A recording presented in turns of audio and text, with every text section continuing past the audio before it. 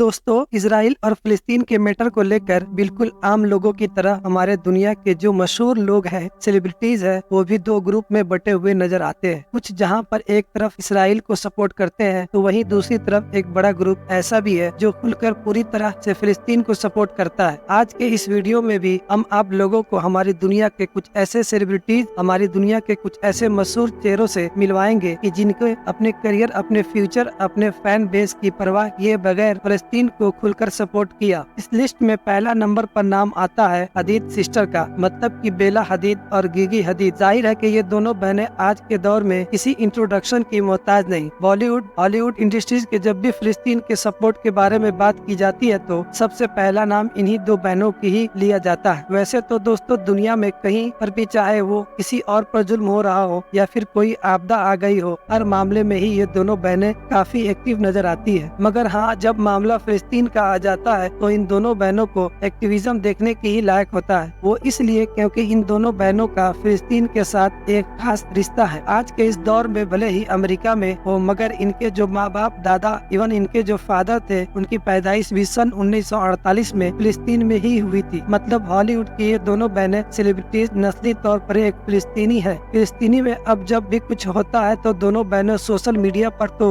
Active नजर आती है और फिलिस्तीन के साथ खड़ी हुई दिखाई देती है। मगर दूसरे सेलिब्रिटीज से अलग हटकर ये दोनों बहनें कभी कभी प्रोटेस्ट में भी शामिल होती है, जो सड़कों पर हो रहे होते हैं, जिसकी वजह से ये प्रोटेस्ट अब न सिर्फ ज्यादा बड़े हो जाते हैं बल्कि इनके पहुंचने से उन प्रोटेस्ट को न्यूज वगैरह भी कवरिंग भी ज्यादा मिलने लगती है। यही वजह है कि ये दोनों बहनें हमेशा से ही हॉलीवुड इंडस्ट्रीज के एक बड़े ग्रुप के निशाने पर रहती है। अब इस लिस्ट में अगला नाम है एंजेलिना जोली का। एंजेलिना जोली हॉलीवुड इंडस्ट्रीज का कितना बड़ा और कितना ज्यादा मशहूर नाम है, इस चीज का अंदाजा आप लोग इसी बात से लगा सकते हैं कि अगर जब भी उसको पता ही होगा कि आखिर एंजेलिना जोली कौन है। बिल्कुल ऐसा ही है जैसे इंडिया, पाकिस्तान और बांग्लादेश के इलाके में अगर कोई इंसान बॉलीवुड में इंटरेस्ट न रखता हो और बॉलीवुड फिल्म न भी देखता हो, उसको पता है कि सलमान खान और शाहरुख खान कौन लोग हैं। यही वजह है कि जब एंजेलिना जोली की तरफ से फिलिस्तीन को सपोर्ट किया गया तो अमेरिका के पूरे यूरोप सोशल मीडिया पर एक तूफान खड़ा हो गया। अभी कुछ वक्त पहले ही सोशल मीडिया के जरिए से एंजेलिना जोली ने इसराइल के जो कार्रवाई हो रही है गजा के अंदर, उसको न सिर्फ गलत बताया था बल्कि साथ साथ ही खाने पीने की चीजों पर जो इसराइल की तरफ से रोक लगाई गई थी उसके लिए भी आवाज उठाई। एंजेलिना जोली की अपनी पोस्ट में फिलिस्तीनियों के लिए अधिकारों के बारे में भी बात की थी। वैसे तो इस पोस्ट की काफी हंगामा मच चुका था और एंजेलिना जोली के खिलाफ न जाने किस किस तरह की बातें की जाने लगी, मगर एंजेलिना जोली यहीं पर नहीं रुकी। उन्होंने बाद में सोशल मीडिया पर एक और पोस्ट किया जिसके अंदर दरअसल वहाँ के जाके इलाके एयर स्ट्राइक करते हुए देखा जा सकता। उसमें यह लिखा हुआ था कि गाजा के इस इलाके में पिछले 20 साल से लगातार एक खुली जेल बनाकर रखा गया है। दोस्तों, अब इस लिस्ट में अगला नाम इरफान पठान का, इंडियन क्रिकेट टीम के मशहूर और बड़े ही जबरदस्त ऑलराउंडर, जिन्होंने ऑलरेडी अपने नाम ऐसे रिकॉर्ड कर रखे हैं जिनके तोड़ने में अगले कई सालों का वक्त लगेगा। वैसे तो इरफान पठान सोशल मीडिया पर बाकी सारे मुद्दों को लेकर और स्पेशली क्रिकेट को लेकर हमेशा एक्टिव ही नजर आते हैं, मगर जब उन्होंने अभी कुछ दिन पहले ही, मतलब नवंबर की शुरुआत में ही फिलिस्तीन के सपोर्ट में एक ट्वीट किया तो उनको वो सब झेलना पड़ा और वो सारी चीजें फेस करने पड़े कि जिसकी उम्मीद शायद उन्होंने भी कभी नहीं की। दरअसल उन्होंने एक ट्वीट किया था जिसमें फिलिस्तीन को सपोर्ट करते हुए उन्होंने लिखा था कि हर दिन 1 से 10 साल की उम्र के बेगुनाह बच्चे बड़ी तादाद में जान गंवा रहे हैं, फिर भी पूरी दुनिया खामोश बैठी है और मैं एक स्पोर्टमैन और हैसियत से, मतलब कि एक खिलाड़ी की हैसियत से सिर्फ आवाज ही उठा सकता हूँ। ये वही टाइम है कि जब दुनिया के सारे लीडर्स को इकट्ठा हो जाना चाहिए और ये जो कत्लेआम हो रहा है इसको रोकना चाहिए। इंटरेस्टिंग बात यह है कि शायद इरफान पठान को पहले से ही पता, अंदाजा था कि इस पोस्ट के बाद उनके साथ क्या होगा, इसलिए उन्होंने इस पोस्ट के जो कमेंट बॉक्स था उसको बंद कर दिया। मगर फिर भी वो इस चीज से बच न सके जिससे वो बचना चाहते थे। खुद इंडिया के ही लोगों ने और स्पेशल ऐसे लोगों जो उनके फैंस होने का दावा किया करते थे, उनकी पोस्ट का स्क्रीनशॉट लेकर या फिर किसी दूसरे तरह से उनको मेंशन करके बुरी तरह से ट्रोल किया। किसी ने उनको कश्मीरी हिंदुओं की याद दिलाई तो किसी ने कहा कि पाकिस्तान में हिंदुओं पर होने वाले जुल्म सितम पर चुप क्यों रहते हो, तो किसी ने उनसे ये भी कहा कि जब हमास इसराइल के ऊपर अटैक किया था तब कहाँ थे। बात करें अब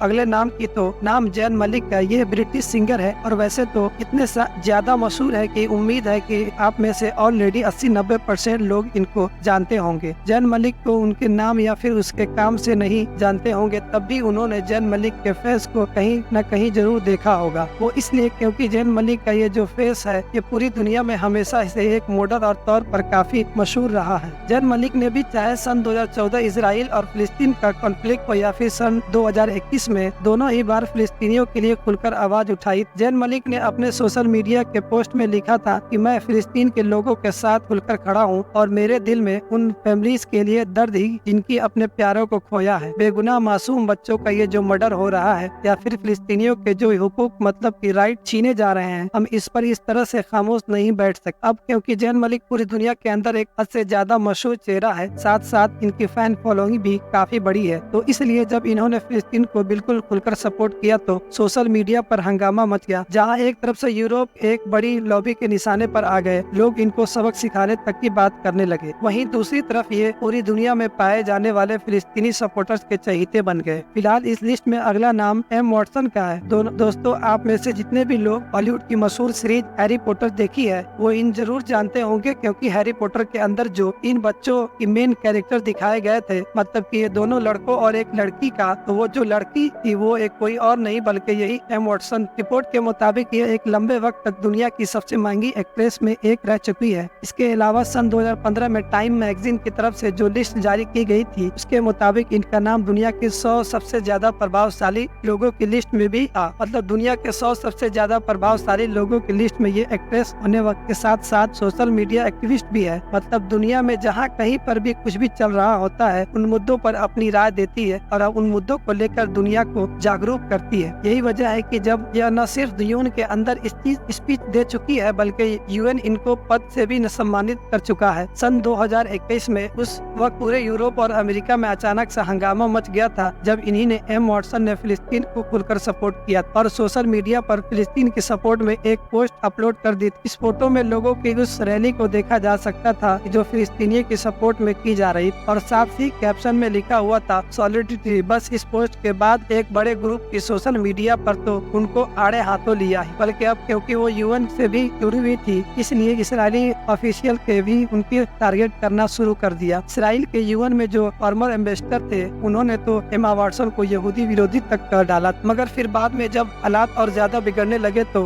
हॉलीवुड के ही लगभग 40 से 50 लोग जिनमें से कई मशहूर चेहरे भी शामिल थे वो वाटसन की सपोर्ट में आ गए। दोस्तों, अब बात कर लेते हैं दुनिया के सबसे मशहूर फुटबॉलर रोनाल्डो के बारे में। रोनाल्डो और फिलिस्तीन की सपोर्ट का जो मैटर है वो वैसे काफी कॉम्प्लिकेटेड, और सबसे पहले तो मैं आपको लोगों को यह बताता चलूं कि रोनाल्डो से रिलेटेड सोशल मीडिया पर जितने भी फुटेज और वीडियोस वायरल होते हैं जिसमें दिखाया जाता है कि कभी भी वो फिलिस्तीनियों लोगों के बात कर रहे हैं तो कभी वो कोई ऐसा बैनर पकड़े हुए है जिसमें फिलिस्तीन के सपोर्ट वाला कोई कैप्शन लिखा है, या फिर कभी इस तरह की खबरें भी आती है कि जिसमें बताया जाता है कि रोनाल्डो ने अपनी फला चीज डोनेट कर दी फिलिस्तीनियों के लिए, कभी बताया जाता है कि इतने पैसे दे दिए। तो ये सारी चीजें ही फेक होती है। उन फोटोज को एडिट किया गया होता है, वीडियोस और आउट ऑफ कॉन्टेक्स्ट पेश किया गया होता है, और ठीक है इसी तरह वो सारी खबरें भी फर्जी होती है। मगर हाँ, सन 2022 के आखिर में उस वक्त अचानक से पूरी दुनिया में तहलका मच गया था कि जब टर्की के राष्ट्रपति रजब तैयब अर्दोगान की तरफ से रोनाल्डो और फिलिस्तीन को लेकर एक बड़ा दावा कर दिया गया। दोस्तों, जैसा कि हम सभी जानते हैं अभी जो आखिरी फीफा वर्ल्ड कप हुआ था कतर के अंदर वो रोनाल्डो के लिए कुछ खास नहीं रहा। रोनाल्डो को काफी दर्द देने वाला वजह ये थी कि रोनाल्डो जहां एक तरफ दुनिया के सबसे मशहूर और बड़े फुटबॉलर प्लेयर माने जाते हैं, उनकी फैन फॉलोइंग भी दुनिया भर में सबसे ज्यादा है, तो साथ ही साथ उनके फैन यह को भी महसूस हो गया था कि शायद उनका ये फीफा लास्ट फीफा होगा। तो इसी वजह से पूरी दुनिया मैदान में उनके जौहर देखने की बेसब्री से इंतजार कर रही। दूसरी तरफ रोनाल्डो से ही यही चाह किसी तरह से वो अपने इसी आखिरी वर्ल्ड कप में वो कर डाले जो पहले कभी नहीं कर सकते, यानी अपनी टीम पुर्तगाल को वर्ल्ड कप जितवा दे। मगर हुआ जो जिसने न सिर्फ रोनाल्डो को हैरान किया बल्कि उनके फैंस को भी काफी निराशा किया। दरअसल जो टीम मैनेजमेंट था उसने रोनाल्डो में से एक बड़े खिलाड़ी को ऊपर उतरने का ज्यादा मौका ही नहीं दिया, उनको ज्यादा बेंच पर बैठा कर रखा। नतीजा ये हुआ कि खिलाड़ी चाहते हुए भी कुछ न कर सके और इनकी टीम पुर्तगाल मोरक्को से हार कर फीफा वर्ल्ड कप से बाहर हो गई। यही वजह थी कि पूरी दुनिया में देखा गया कि रोनाल्डो इस मैच के बाद अपने आंसू नहीं रोक सके थे और मैदान से रोते हुए पवेलियन की तरफ वापस आए थे। इसी मैच के बाद टर्की के राष्ट्रपति रजब तैयब अर्दोगान की तरफ से एक बयान भी दावा किया गया था कि रोनाल्डो के साथ इस फीफा वर्ल्ड कप में जो कुछ भी हुआ वो दरअसल जान जानबूझकर किया गया। वजह यह थी कि क्योंकि रोनाल्डो एक ऐसा इंसान है जो हमेशा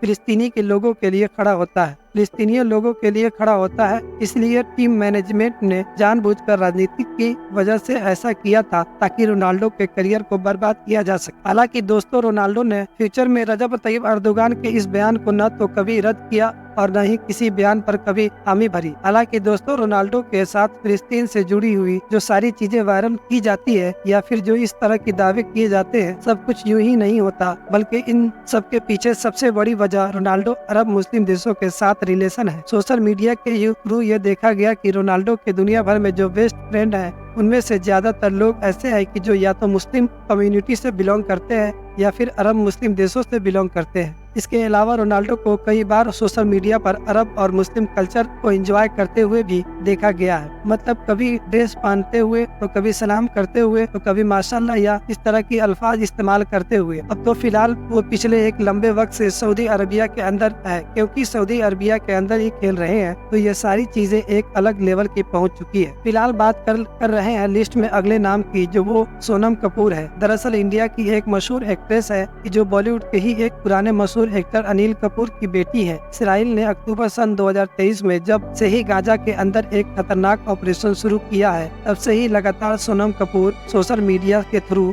गाजा के मासूम बच्चों और बेगुनाह लोगों के आवाज उठाती नजर आ रही है। और इस लिस्ट में अब अगला नाम इरफान पठान की तरह सोनम कपूर भी इन सारी पोस्ट की वजह से एक काफी टारगेट किया जा रहा है और काफी ट्रोल किया जा रहा है। मगर जिस तरह से लगातार वो इस मामले पर लगातार एक्टिव नजर आ रही है, उससे लगता नहीं है कि इन सारी चीजों का सोनम कपूर ऊपर कोई असर पड़ रहा है। इन लोगों के अलावा और भी ऐसे बहुत सारे बेशुमार मशहूर चेहरे हैं जो इस मामले पर अभी भी लगातार फिलिस्तीन की तरफ से और फिलिस्तीनियों की सपोर्ट में बोल रहे हैं। मगर जाहिर है कि सभी को एक वीडियो में इंक्लूड करना मुमकिन नहीं। जैसा कि मियां खलीफा, स्वरा भास्कर या फिर स्पोर्ट दुनिया से बात कर ली जाए तो अपने मशहूर फाइटर खबीब या फिर पाकिस्तानी एक्ट्रेस महिरा खान वगैरह। फिलहाल दोस्तों, आज की इस वीडियो को हम यहीं पर खत्म करते हैं। वीडियो पसंद आने पर न सिर्फ वीडियो को लाइक करें बल्कि अपने फ्रेंड के साथ जरूर शेयर करें और इसी तरह की नॉलेजेबल और हिस्टोरिकल वीडियो हमेशा देखने के लिए चैनल को सब्सक्राइब करें, साथ साथ बेल आइकन को प्रेस करें और फेसबुक पर हमें देख रहे तो फॉलो कर ले।